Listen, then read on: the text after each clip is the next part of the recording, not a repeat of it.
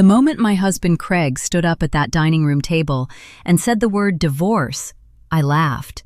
Not a nervous giggle, not an uncomfortable exhale.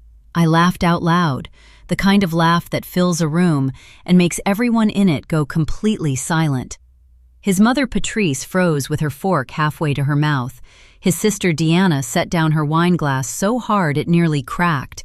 His brother-in-law Todd actually pushed his chair back from the table, like he needed distance from whatever was about to happen. And Craig just stood there with his chest puffed out, clearly expecting tears. He got laughter instead. I'll come back to that dinner, but first you need to understand what it took to get there, because none of this makes sense without the full picture. And trust me, the full picture is so much worse than the moment at that table. What happened behind that laugh, the thing that was sitting in my chest while everyone stared at me, that part kept me up for weeks before I finally understood what I was actually dealing with. My name is Nora. I'm 53 years old, and I've been a licensed auto mechanic my entire adult life. I own a two-bay shop called Whitfield Auto on the edge of Dalton Creek, a small town in central Ohio where everybody knows your last name and your business, usually in that order. I bought the shop at 31 with a loan I was terrified to sign, and paid it off 11 years later.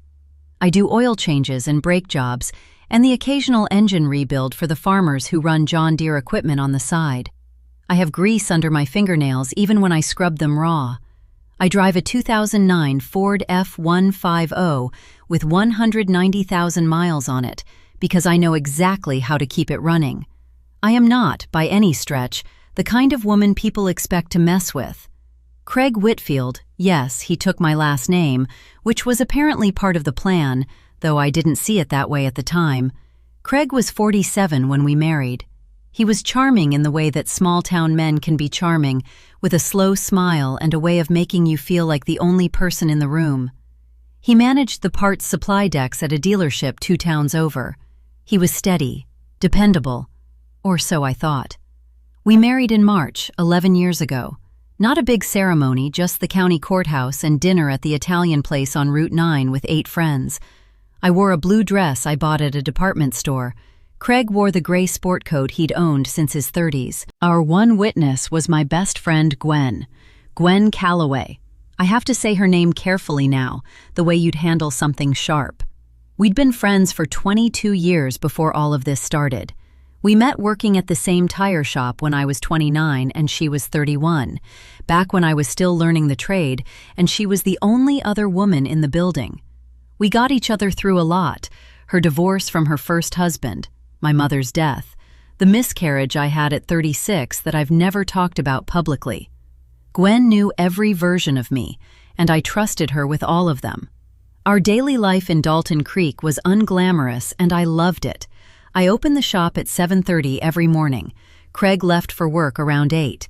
By 6 in the evening, we were usually both home, eating whatever was fastest, watching something forgettable on TV.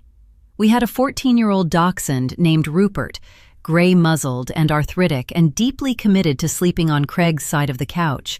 Rupert had been mine since before Craig, technically, which made him almost as old as the marriage itself.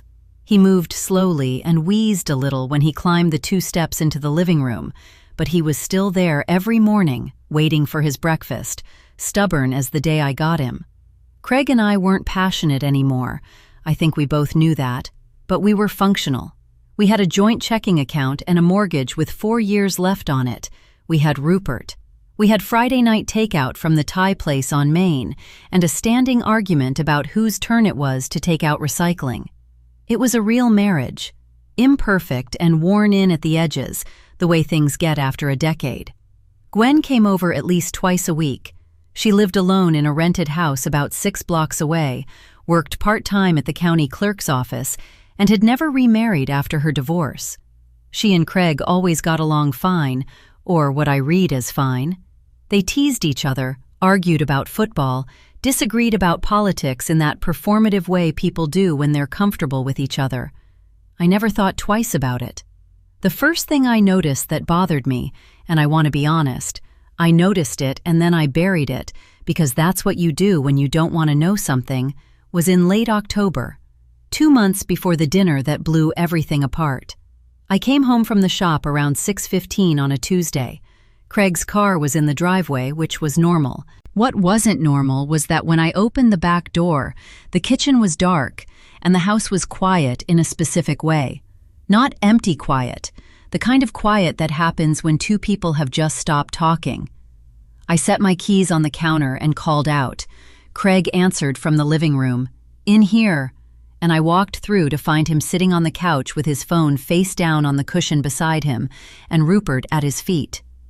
Gwen was in the armchair across from him with a glass of water in her hand and a look on her face that I can only describe now as composed, too composed, like she'd arranged it. "Oh, hey," I said. "Didn't know you were coming over."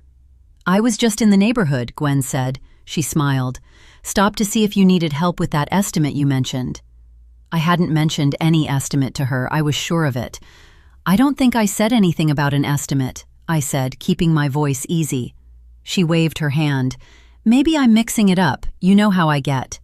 She stood, put the water glass in the kitchen, kissed me on the cheek, and left. The whole thing took maybe 4 minutes from when I walked in.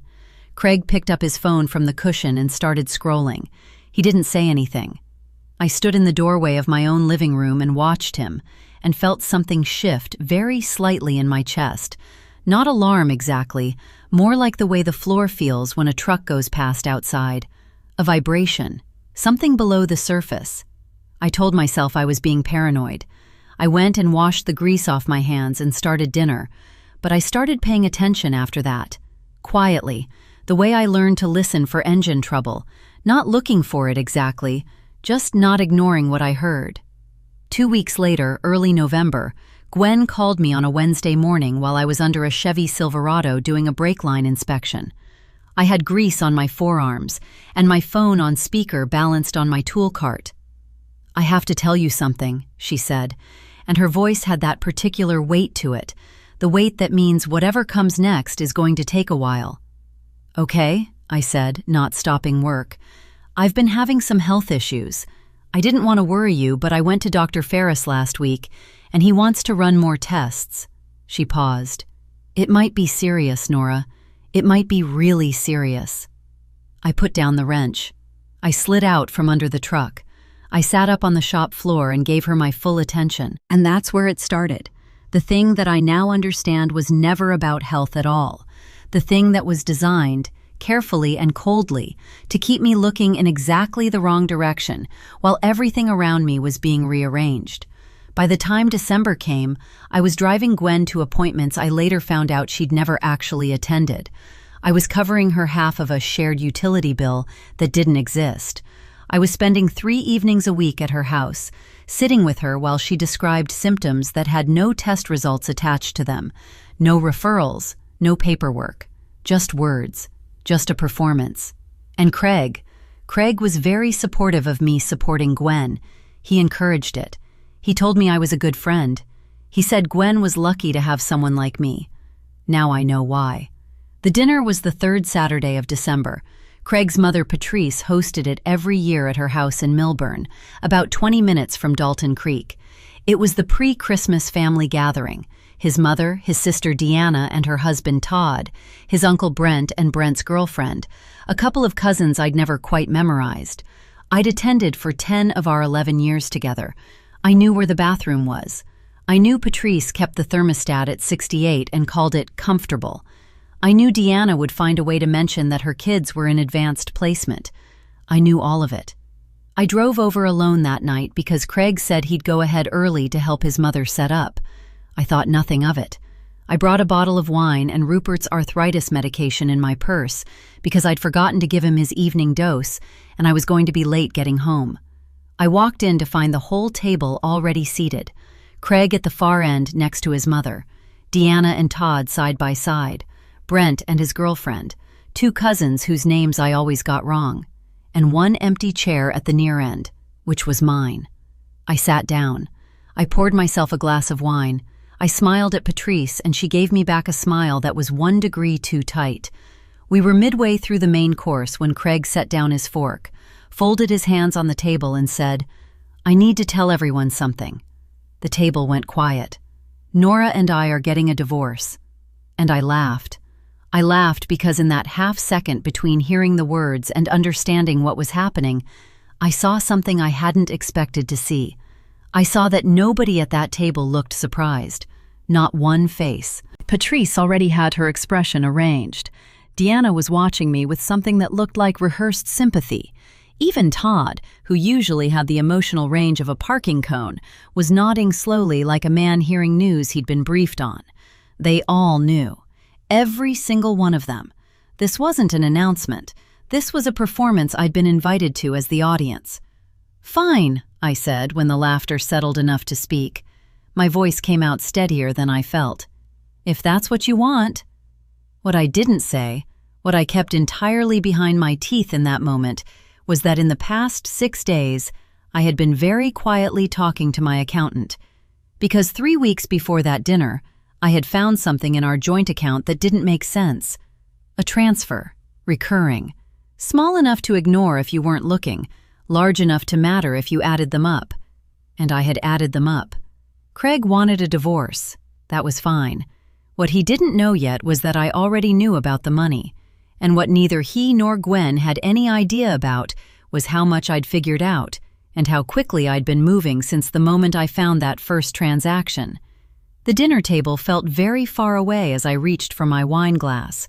Patrice was saying something about keeping things civil. Deanna was nodding. Craig was watching me with a careful expression, waiting for the tears or the outburst or the collapse. I took a sip. I set the glass down, and I started thinking about Monday morning. Monday morning came in cold and gray, the kind of Ohio December that settles into your bones before you even step outside. I was at the shop by 7:15, which was 15 minutes earlier than usual. I unlocked the bay doors, turned on the overhead lights, started the coffee maker in the back office, and sat down at my desk with a manila folder I'd been building for 6 days. My accountant is a woman named Sylvia Marsh. She's been doing my books since I bought the shop, and she's the kind of person who notices a $12 discrepancy in a quarterly statement and loses sleep over it until she finds where it came from. I'd called her the previous Tuesday, the day after I found the first transfer, and asked her to come in quietly. No email, just her, my records, and a locked office door. What Sylvia found, once she started pulling threads, was not subtle. It had just been made to look subtle. Craig had been siphoning money from our joint account for 14 months, not in big dramatic withdrawals, in transfers of $340 to $480, sent every 8 to 12 days, to an account I didn't recognize. The timing was irregular enough that no automated alert ever flagged it. The amounts were small enough that in a month where the shop had a good week and our personal account was healthy, I wouldn't have noticed a thing. Over 14 months, the total came to just over $19,000. $19,000, gone in increments small enough to swallow without choking. Sylvia had also found something else. The account receiving the money was linked to a name I recognized, Gwen Calloway. I sat with that for a long time when Sylvia first showed me, longer than I'd like to admit. I kept turning it over, looking for another explanation the way you'll keep checking a drawer for something you already know isn't there. But there it was, every time. Gwen's name, Craig's transfers, 14 months, the fake illness, the appointments I drove her to, the shared utility bill I'd been covering. All of it had been designed to keep me occupied, emotionally drained, and looking in the wrong direction while Craig moved money out of our shared life and into hers. I called my divorce attorney that Monday morning. Her name is Renata Voss, and she practices family law out of an office in Marion, about 35 minutes from Dalton Creek. She's sharp, direct, and she does not waste your time with pleasantness when there's work to do. I'd been referred to her by a woman at my shop who'd gone through a difficult split 2 years prior and come out the other side with her house and her dignity intact. The transfers alone give us a strong financial misconduct claim, Renata told me when I laid it all out, combined with documented evidence of a coordinated scheme to conceal marital assets. Yes, this changes the picture considerably. How considerably? I asked. Considerably enough that I'd advise you not to agree to anything at that dinner table, she said, or anywhere else until we've filed. I hadn't agreed to anything. I just laughed and said fine. Renata filed the divorce petition on my behalf that Wednesday. She also sent a preservation letter to Craig's bank, and Sylvia prepared a full accounting of the transfers with supporting documentation. By Thursday, I had a clear picture of what needed to happen next. By Friday afternoon, it had already started. Craig had been on my shop's health insurance plan for 11 years. I called the insurance company Thursday morning and had him removed, effective the end of the billing cycle. His dealership didn't offer benefits to parts desk employees. I'd known that since before we married, and he'd always been on my plan. He found out when he tried to refill a prescription that Friday, and the pharmacy told him his coverage had lapsed. He called me while I was elbows deep in a transmission rebuild. "What happened to the insurance?" he said. "We're getting divorced," I said. "You announced it yourself." A pause. "You can't just—" "I can," I said. "Renata Voss filed Wednesday. Check your mail." I hung up and went back to work. The dealership where Craig worked had a vendor account with my shop. I serviced their loaner fleet, about 12 vehicles, on a rotating maintenance contract. It wasn't a huge portion of my revenue, but it was steady. I'd held that contract for 7 years.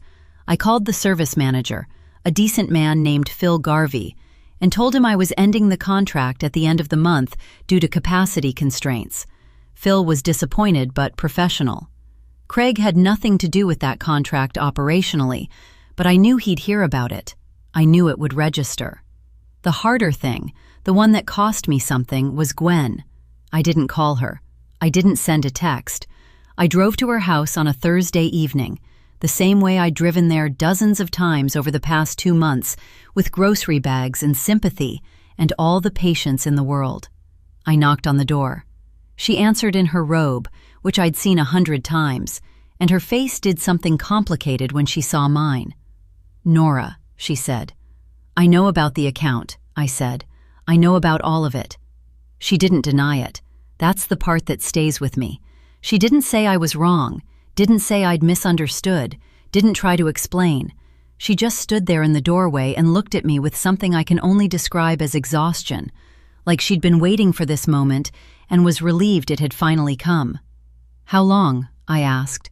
"About a year before you found out," she said quietly. "Why?" She looked at the floor. "I was lonely, and Craig—" She stopped, started again. "It wasn't supposed to go this far." "You faked a terminal illness," I said, to my face, for 2 months. She didn't have an answer for that. I didn't expect one. "I'm not pressing charges for the money," I said. "Renata says I could, but I'm not going to. What I am doing is giving you this." I handed her the envelope I'd brought. Inside was a single printed page, a breakdown of every dollar I'd given her over the past 2 months, the mileage I'd put on my truck driving her to appointments that didn't exist, and a simple note that said she had 30 days to reimburse it, or I would file a civil claim. The total was $1,840. She took the envelope without looking at it. "Don't contact me," I said. "Not for any reason." I drove home. I sat in my truck in the driveway for a while with the engine off, watching the lights in my house and thinking about the 22 years I'd just set down on Gwen's front step. Then I went inside, fed Rupert his evening kibble, and went to bed. The divorce proceedings took 4 months. Craig retained an attorney and pushed back on the financial misconduct claim, which Renata had expected. What Craig hadn't expected was the depth of Sylvia's documentation. She had bank records, timestamps, and a 14-month ledger that was, as Renata put it in the mediation session, not a gray area. Craig's attorney eventually advised him to settle. In the final agreement, I kept the shop outright. It had always been mine, titled in my name before the marriage, so that was never in real dispute. I kept the house, with Craig's equity stake bought out at a figure Renata negotiated down considerably given the financial misconduct. The $19,000 in transferred funds was treated as marital waste and offset against Craig's share of our joint assets. He left the marriage with his truck, his personal savings account, and considerably less than he'd planned for. He moved out in late January. Rupert watched him carry boxes to his truck from his spot on the couch, tail not wagging, just watching with those cloudy old eyes that had seen 11 years of that man come and go. I stood in the kitchen doorway with a cup of coffee, and I didn't say anything, and neither did Craig, and that was fine. Gwen sent a check for the $1,840 in February. No note inside, just the check. I cashed it. I heard through the Dalton Creek grapevine, because there is no escaping the grapevine in a town this size, that Craig and Gwen lasted about 4 months as an official couple before something fell apart there too. I didn't ask for details. It wasn't information I needed. Patrice sent me a text in March that said she was sorry for how things had happened and that she hoped I was well. I looked at it for a moment, and then I set my phone face down on my workbench, the same way Craig used to set his on the couch cushion, and I went back to the brake job I was finishing. Rupert died in April. He was 14.5 years old, and he went quietly, on his side of the couch, in the early morning while I was still asleep. I found him when I came downstairs. I sat on the floor next to him for a long time before I called the vet. He'd been with me through all of it, through the marriage and the unraveling and the long, cold months of figuring out who I was on the other side. Losing him felt like the last piece of that old life finally going still. I gave myself that day. Just that one day. Then I opened the shop. I'm 53 years old. I own a 2-bay shop free and clear. I have a mortgage with less than 2 years left on it. My credit score is excellent. My 401k is intact. I have a small savings account that Craig never had access to, the one I opened at a different bank 12 years ago. Not out of suspicion, just out of habit, the way a mechanic always keeps a spare part on the shelf because someday you'll need it and you'll be glad you planned ahead. I'm not angry anymore. I was for a while, not the hot kind of angry, but the cold, methodical kind that made me very productive for about 3 months and then burned off slowly like morning fog once the work was done. What I am now is clear. Clear in a way I haven't been in years, maybe longer. Here's what I know. Craig thought announcing that divorce in front of his whole family, with everyone already briefed and arranged, was going to knock me sideways. He thought the staging of it, the audience, the ambush, the theater of it, would give him the upper hand. What he didn't understand, what he'd apparently never understood in 11 years of watching me work, is that I don't panic. I assess. I figure out what I'm dealing with, I plan my approach, and then I do the job. I laughed because I saw through the performance in real time, because the faces around that table told me everything I needed to know about how long this had been coming, and I felt something release in my chest that had been tight for longer than I'd admitted to myself. He wanted tears. I gave him laughter. And then I went home and I did the work. Some tools you use every day. Some you only need once, but you keep them sharp either way, because when the moment comes, you want to be ready.